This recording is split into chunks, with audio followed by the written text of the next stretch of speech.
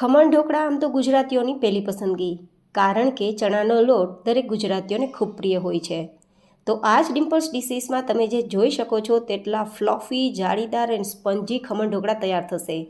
બસ થોડી નાની મોટી ટિપ્સને ધ્યાનમાં રાખશો તો તમે જોઈ શકો છો તેમ મુઠ્ઠીમાં ખમણ બાંધીએ છીએ છતાં પણ જેવું મુઠ્ઠી છોડીએ કે ઉઠીને ઉપર આવે છે આ ટલ્લું સ્પંજી ખમણ અને ભરપૂર જાળીદાર, એ પણ લીંબુના ફૂલના ઉપયોગ વગર, ઈનો વગર, ખાંડ, સાકર કે ગોળ વગર, જેથી ડાયાબિટીસ કે વજન ઘટાડવામાં પણ આ ખમણ જરૂરથી ખાઈ શકાશે.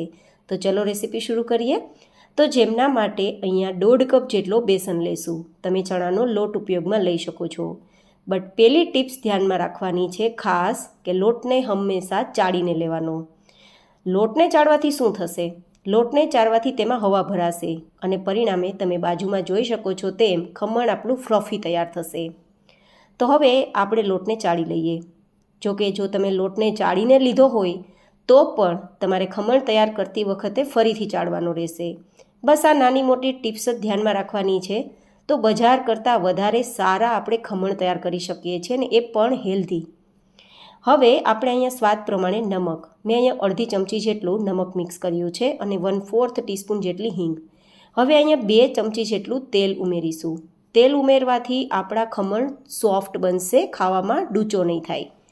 અને જો તેલ થોડું વધારે ઉમેરવામાં આવશે તો આપણા ખમણ વચ્ચેથી ફૂલશે નહીં, બેસી જશે. તમે જોઈ શકો છો બાજુની સ્ક્રીનમાં આપણા ખમણ એકદમ ફૂલીને ઉપર આવ્યા છે, ઉઠીને ઉપર આવ્યા છે, બિલકુલ વચ્ચેથી બેઠા નથી. આટલા સરસ ફૂલેલા ખમણ તૈયાર કરવા હોય તો તમારે તેલનું પ્રમાણ ઓછું રાખવાનું. અને જો તમે આટલા સોફ્ટ ખમણ તૈયાર કરવા માગતા હોય તો જરૂરથી 2 ચમચી જેટલું તેલ ઉમેરજો. હવે અહીંયા લીંબુના ફૂલની જગ્યાએ લીંબુનો ઉપયોગ કરીશું. તો 3 નંગ જેટલા રસદાર લીંબુ લીધા છે. લીંબુના ફૂલ જનરલી સાંધા પકડાવે છે, પણ લીંબુ છે તે આપણા સ્વાસ્થ્ય માટે સારું છે. તમને લાગશે કે લીંબુ વધારે નહીં થાય, પણ બિલકુલ નહીં. આ ત્રીજી ટિપ્સ અગત્યની છે. તમે બાજુની સ્ક્રીન પર જોઈ શકો છો ને કે ખમણ કેટલા જાળીદાર બન્યા છે, એકદમ ભરપૂર જાળી બની છે. તેનું મુખ્ય કારણ છે લીંબુનો રસ. જો લીંબુનો રસ બરાબર ઉમેરવામાં નહીં આવે કે ઓછો ઉમેરવામાં આવશે તો આટલા જાળીદાર ખમણ તૈયાર નહીં થાય. કદાચ એટલા જ માટે લીંબુના ફૂલનો ઉપયોગ ખમણમાં વધારે થાય છે. પણ લીંબુના ફૂલ છે તે સાંધાને પકડાવે છે અને શરીરમાં નુકસાન થાય છે, જ્યારે લીંબુનો રસ વધારે ફાયદા કરે છે. તો મેં અહીંયા તમને હેલ્ધી રીતે ખમણ તૈયાર કરવાનો વિડીયો શેર કર્યો છે. હવે ચોથી ટિપ્સ છે કે આમાં આપણે ગરમ પાણી ઉમેરવાનું છે જરૂર લાગે તેમ, જેથી આપણા ખમણ તમે જોઈ શકો છો તેટલા સ્પંજી તૈયાર થાય. આટલા સ્પંજી ખમણ તૈયાર કરવા માટે ગરમ પાણીનો ઉપયોગ કરશો બેટર બનાવતી વખતે તો હું ગેરંટી આપું છું કે લીંબુના ફૂલના ઉપયોગ વગર માત્ર લીંબુથી પણ આટલા ફ્લફીનેસ ખમણ તૈયાર થઈ શકે છે. એન્ડ બીજું, ઘણા બધા લોકોને એ પણ પ્રશ્ન થતો હશે કે લીંબુના રસનું પ્રમાણ વધારે છે અને આમાં કોઈ મીઠાશ નથી ઉમેરેલી તો ખમણ ખાટા નહીં થઈ જાય? પણ બિલકુલ નહીં થાય, કારણ કે લીંબુનો રસ છે તે ખમણને ફૂલવા માટે કામ કરશે અને બીજું થોડા ખમણ ખાટા જ હોય છે તો ખટાશ આપવા માટે કામ કરશે. આપણે અહીંયા મીઠાશ ઉમેરવાની જરૂર એટલા માટે નથી કે આપણે લીંબુના ફૂલ ઉમેર્યા નથી. લીંબુના ફૂલ જો ઉમેરીએ તો તેની ખટાશ વધારે હોય છે, તો તેની ખટાશને મેન્ટેન કરવા આપણે ખાંડ ઉમેરવી પડે છે. હવે તમે જુઓ, એકદમ સરસ મજાનું બેટર તૈયાર થઈ ગયું છે, આ રીતે એક ધાર થાય તેવું. બસ આવું બેટર આપણે તૈયાર કરવાનું છે ને 15 મિનિટ તેને સાઈડમાં રાખી દેવાનું છે, લોટ થોડો ફૂલી જાય તેના માટે. ત્યાં સુધીમાં સ્ટીમર કુકરમાં પાણી ભરી લેશું અને જે લીંબુના રસને નીચોવીને ફાડા છે તે આમાં રાખી દેશું, જેથી આપણો પાણીનો ક્ષાર છે તે વાસણને ખરાબ ના કરે. અને એક પ્લેટ પણ રાખી દેશું સ્ટેન્ડની ઉપર અને હવે તેને હાઈ ગેસની ફ્લેમ પર ગરમ થવા માટે રાખી દેશું. ત્યાં સુધીમાં આપણે જેમાં ખમણ તૈયાર કરવાના છે તે બેઝને તેલથી ચીકણું કરી લેશું. અહીંયા સૌથી અગત્યની ટિપ્સ 5મી એ છે કે આ વાસણને ચીકણું કરવા માટે માત્ર ચમચીના ચોથા ભાગ જેટલું જ તેલનો ઉપયોગ કરવાનો. જો વધારે તેલને ઉપયોગમાં લેશો આ વાસણ ચીકણું કરવામાં તો આપણા ખમણ વચ્ચેથી બેસી જશે. 15 મિનિટ થઈ ગઈ છે. તો હવે આપણે 1 ચમચી જેટલો ખાવાનો સોડા મિક્સ કરીશું અને એમાંથી 1 ચમચી જેટલું સાદું પાણી. બસ હવે ફેટી લેશું જ્યાં સુધી આપણું આ બેટર ફ્લફી ના થઈ જાય અને કલર ચેન્જ ના કરે. બિલીવ મી ગાઈઝ, ખમણ બનાવવા એકદમ સરળ થઈ જશે જો આ રીત સાથે અપનાવશો તો. માર્કેટમાં જે ખમણ તૈયાર થાય છે ને તેમાં લીંબુના ફૂલનું પ્રમાણ વધારે હોય છે અને તેનાથી 10 ગણી વધારે ખાંડનો ઉપયોગ પણ થાય છે, જેથી એક નોર્મલ માણસ માટે પણ સ્વાસ્થ્ય માટે ખૂબ જ નુકસાન કરે છે. તો ડાયાબિટીસમાં તો ક્યારેય ન ખાઈ શકાય. તો આ જે તમારી સાથે ખમણ તૈયાર થશે ને તે ડાયાબિટીક ફ્રેન્ડલી રહેશે. હવે આપણે કન્ટેનરમાં તેને લઈ લેશું. તમે જુઓ કેટલી સરસ રિબીન પડી રહી છે. બસ આટલું આપણું પરફેક્ટ બેટર હોવું જોઈએ. આનાથી વધારે ઢીલું હશે બેટર તો આપણા ખમણ વચ્ચેથી ફૂલશે જ નહીં, બેસી જશે. અને બહુ વધારે ઘટ આપણું બેટર હશે કે આપણું આ મિશ્રણ હશે તો ખમણમાં બરાબર જાળી નહીં પડે. તો આટલું પરફેક્ટ બેટર હોવું જોઈએ.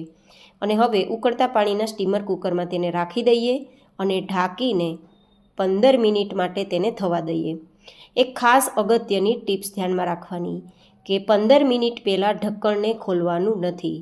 જો વચ્ચે વચ્ચે ઢક્કણને ખોલ્યા કરશો તો ખમણ વચ્ચેથી બેસી જશે, બિલકુલ ફૂલશે નહીં. 15 મિનિટ પછી તમે જોઈ શકો છો કે ખમણ એટલા બધા ફૂલી ગયા છે કે વચ્ચેથી ફાટી ગયા છે. બિલકુલ વચ્ચેથી ખાડો નથી પડ્યો પણ ફાટી ગયા છે. ચપ્પુથી એકવાર ચેક કરી લઈએ તો ચપ્પુ પણ ક્લીન આવે છે. કેટલા ડિલિશિયસ આપણા ખમણ તૈયાર થયા છે, જાળીદાર, ફ્લફી એન્ડ સ્પંજી. આ જોઈને કોઈ કહેશે કે આમાં લીંબુના ફૂલનો ઉપયોગ નથી થયો?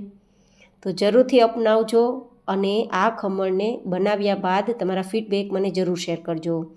હવે ખમણને 2 મિનિટ માટે ઠંડુ કરશું, ત્યાં સુધીમાં તડકો તૈયાર કરી લઈએ. તો 2-3 ચમચી તેલ ગરમ કરશું, તેમાં રાઈ, મીઠા લીમડાના પાન અને લીલા મરચાં સાતળી લેશું. એકદમ સરસ મજાનું બધું સતળાઈ જાય પછી આપણે તેમાં લગભગ 1/4 ગ્લાસ જેટલું પાણી મિક્સ કરીશું.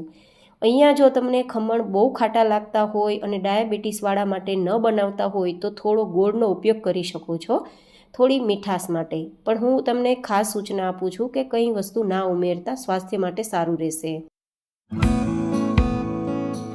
આ રીતે તડકો તૈયાર થઈ ગયો છે તો આપણા ખમણને હવે બહાર કાઢી લઈએ, કારણ કે ખમણ પણ ઇઝીલી હવે ડિમોલ્ડ થઈ જશે, ઠંડા થઈ ગયા છે. તો જુઓ તમે સાઈડને એકદમ છૂટી પડી ગઈ છે, સાઈડ બિલકુલ ચીપકી નથી, જુઓ તમે. તો હવે કન્ટેનરને સીધું આપણે ઊંધું કરી લેશું તો ફટાફટ આપણા ખમણ નીકળી જશે. આ 1.5 કપ બેસનમાંથી આટલા બધા ખમણ તૈયાર થયા છે. સરળતાથી 2 વ્યક્તિ ખાઈ શકે તેટલા ખમણ છે. તો ઘરે ખૂબ જ સસ્તા ભાવે તૈયાર થાય છે, પ્લસ હાઇજેનિક. અને આટલા હેલ્ધી તો ક્યાંય નહીં મળે, કારણ કે આમાં ખાંડ, ગોળ, સાકર, લીંબુના ફૂલ, ઈનો એવું કંઈ ઉમેરેલું નથી અને ખૂબ જ હેલ્ધી રીતે તૈયાર થયા છે. તો તમે જુઓ ઉપર ફૂલીને ઉઠીને આવ્યા છે અને એકદમ જાળીદાર છે અને ફ્લફી પણ છે. આ રીતે ચપ્પુથી કટ કરું તો પણ કટ લાગતું નથી, આટલા ફ્લફી. આ જોઈને કોઈ કહેશે કે લીંબુના ફૂલ વગર આટલા ફ્લફી શક્ય છે? હા, જરૂર શક્ય છે. એકવાર આ મારી રીતે જરૂર ટ્રાય કરજો. ગમે ત્યારે ખમણ ખાવાની ઈચ્છા થાય કે ઘરે કોઈ ગેસ્ટ આવે ને નાસ્તા માટે બનાવવાનું થાય તો આ તમે 15-20 મિનિટમાં ફટાફટ બનાવી શકો છો. છે ને ગાઈઝ, એકદમ સરળ અને એકદમ fluffy, spongy, delicious, જાળીદાર. I hope કે તમને મારી આ ડિસન્ટ રેસીપી પસંદ આવી હશે. જો પસંદ આવી હોય તો વિડીયોને લાઇક કરજો, ચેનલને સબસ્ક્રાઈબ કરજો. આ મહેનત કેવી લાગે છે તે બતાવવા માટે કોમેન્ટ કરજો અને ડિમ્પલ્સ ડિશિસ ચેનલની વિઝિટ જરૂરથી કરજો. બસ હવે ઉપરથી આપણે તડકો લગાવી દઈશું એન્ડ ધેન સર્વ કરીશું. જો કે તમે મનપસંદ ચટણી સાથે પણ ખાઈ શકો છો. જો સ્પંજીનેસ એકદમ જાળીદાર ને એકદમ સુપર સોફ્ટ. ફરી મળીશું નેક્સ્ટ વિડીયોમાં. ત્યાં સુધી stay healthy and stay happy.